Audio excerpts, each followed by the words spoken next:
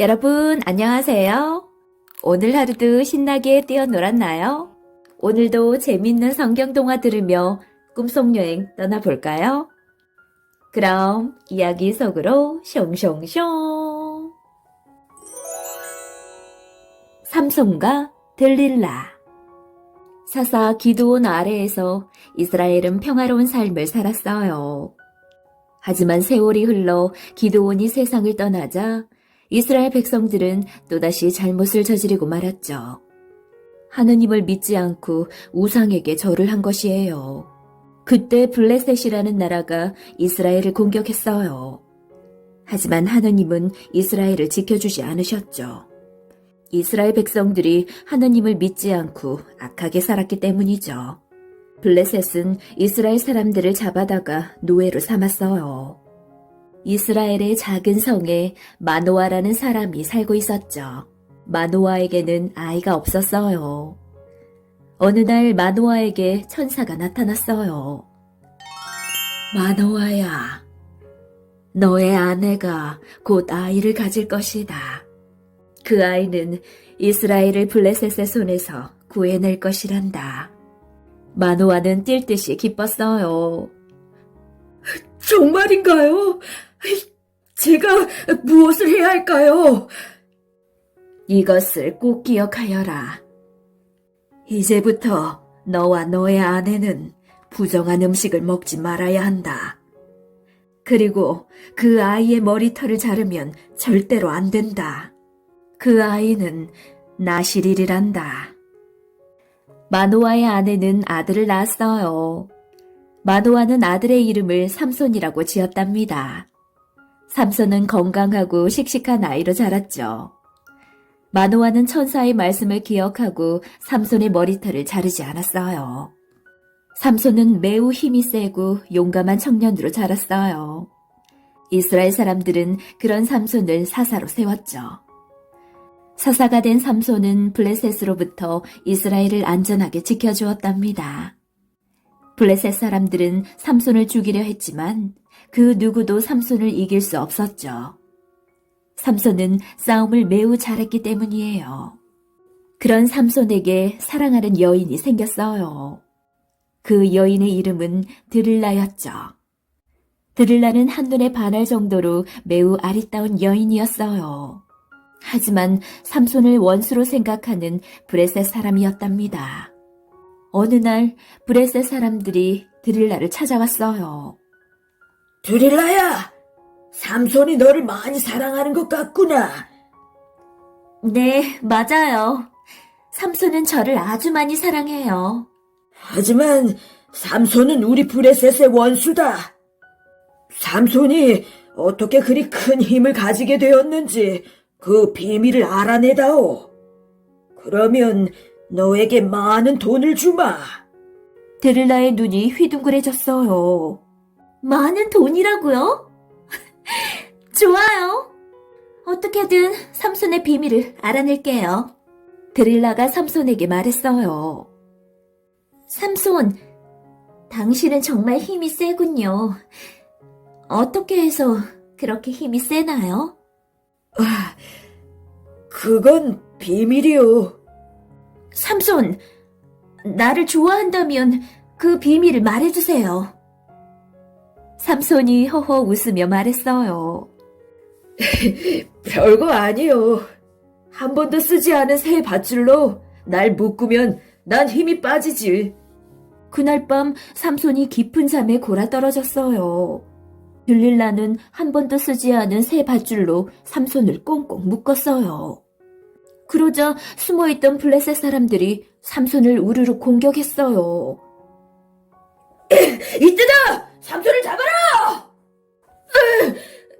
블레셋 놈들이 날 잡으러 왔구나. 삼손은 밧줄을 우두둑 끊었어요. 튼튼한 새 밧줄이었지만 힘없이 툭툭 끊어져 버렸죠. 블레셋 사람들은 깜짝 놀라 모조리 도망쳤답니다. 들릴라가 우는 척하며 삼손에게 말했어요. 삼손, 저에게 거짓말을 했군요. 드릴라, 울지 마요. 내가 얼마나 당신을 좋아하는데. 그렇다면 사실을 말해주세요. 알겠어. 내 머리카락 7가닥을 배틀에 짜면 나는 꼼짝 못하죠. 그날 밤 삼손이 쿨쿨 자고 있었어요. 들릴라는 몰래 삼손의 머리카락을 배틀에 짰어요. 그러자 숨어있던 블레셋 사람들이 또다시 삼손을 공격했죠. 삼손은 그 소리를 듣고 눈을 번쩍 떴어요. 뭐야? 블레셋 놈들이 날 잡으러 왔다고? 삼손은 벌떡 일어나 배틀과 말뚝까지 우지끈 다 뽑아버렸죠. 블레셋 사람들은 이번에도 깜짝 놀라 후다닥 도망쳤답니다. 들릴라가 다시 울면서 말했죠. 나를 또 속이다니. 나를 좋아한다는 말도 다 거짓말이죠? 들릴라, 울지 마요. 나를 믿지도 않으면서 어떻게 사랑한다고 하는 거죠? 삼손은 어쩔 수 없이 말했죠. 졌어. 내가 말해주리다. 이건 정말 비밀이니 아무에게도 말해선 안 됩니다. 네, 저를 믿으세요. 나는 어릴 때부터 머리털을 한 번도 자른 적이 없어. 하느님께서 절대 자르지 말라고 말씀하셨기 때문이죠. 머리털을 자르면 힘이 모두 빠져나가서 다른 사람들과 똑같아진다오. 삼손이 또 깊은 잠에 빠져 있었어요. 들릴라는 삼손의 긴 머리카락을 싹둑싹둑 잘라버렸어요. 이번에도 숨어있던 블레셋 사람들이 삼손을 덮치며 공격했어요. 삼손은 잠에서 깨어나 말했어요. 이놈들! 아직 혼이 덜 난 모양이구나! 이번엔 정말 혼내주마! 삼손은 벌떡 일어나 힘을 쓰려 했지만 꼼짝도 할 수 없었어요. 머리털이 잘린 삼손은 이제 아무런 힘도 쓸 수 없게 되었답니다. 삼손의 힘이 사라졌다! 블레셋 사람들은 삼손을 잡아다 장님으로 만들어버렸죠. 그리고 노줄로 꽁꽁 묶어 감옥에 가두었어요. 블레셋 왕은 신전의 사람들을 모으고 잔치를 벌였어요. 마침내 우리가 삼손을 잡았다. 마음껏 먹고 마셔라. 블레셋 사람들이 신이 나서 손뼉치며 말했죠. 왕이시여, 삼손을 데려다가 제주를 부리게 할까요? 오, 그거 좋은 생각이구나. 여봐라, 삼손을 데리고 오너라. 삼손은 블레셋 사람들 앞에서 억지로 제주를 부려야 했죠. 사람들은 그런 삼손에게 손가락질을 하며 깔깔 웃어댔어요. 에이, 삼손! 힘 좀 써보시지!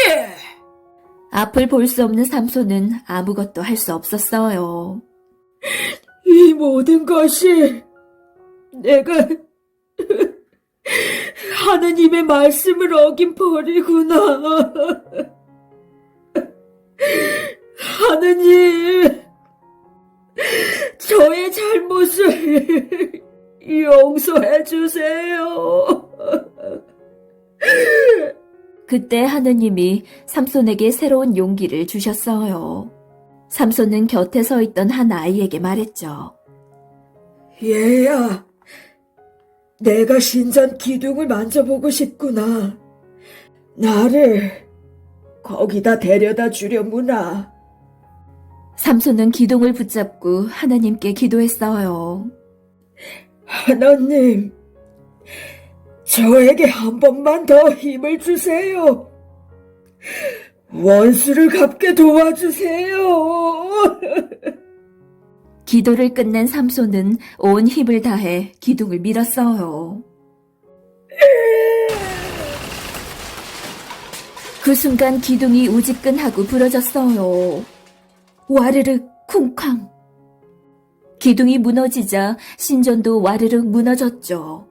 신전에 있던 블레셋 사람들은 모두 그 밑에 깔려 죽었죠. 삼손도 블레셋 사람들과 함께 숨을 거두고 말았어요.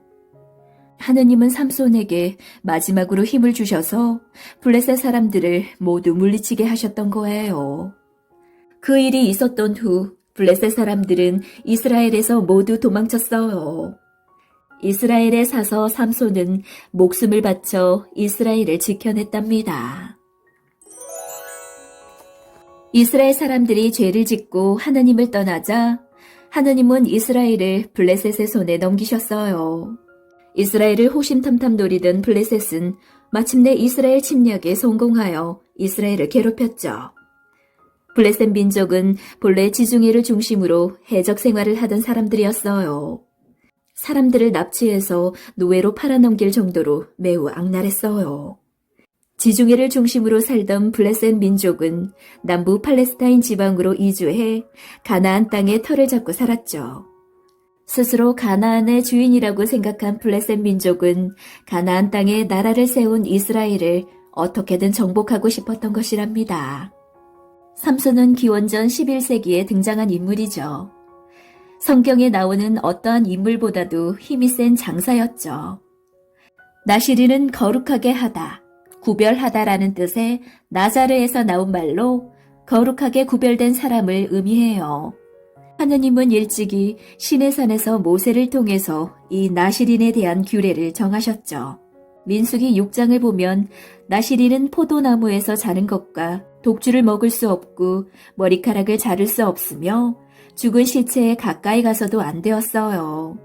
만일 나시린으로 구별된 사람이 이 규례를 어길 때에는 반드시 정결의식을 치러야 했죠. 그 몸을 철저하게 지켜서 거룩한 삶을 살아야 했습니다. 나시린으로 사는 대가로 하느님은 삼손에게 그 누구보다도 강한 힘을 주셨어요. 이것은 하느님과 삼손 사이의 비밀 약속이었죠. 하지만 삼손은 이 약속을 어기고 스스로 나시린의 규례를 모두 어겼습니다. 삼손은 혼인잔치를 벌이는데 이 혼인잔치라는 단어에는 술을 마신다는 의미도 있다고 해요. 또 삼손은 드릴라의 유혹에 넘어가 잘라서는 안 되는 머리카락을 자르게 했어요. 뿐만 아니라 만져서는 안 되는 짐승의 사체도 만졌죠.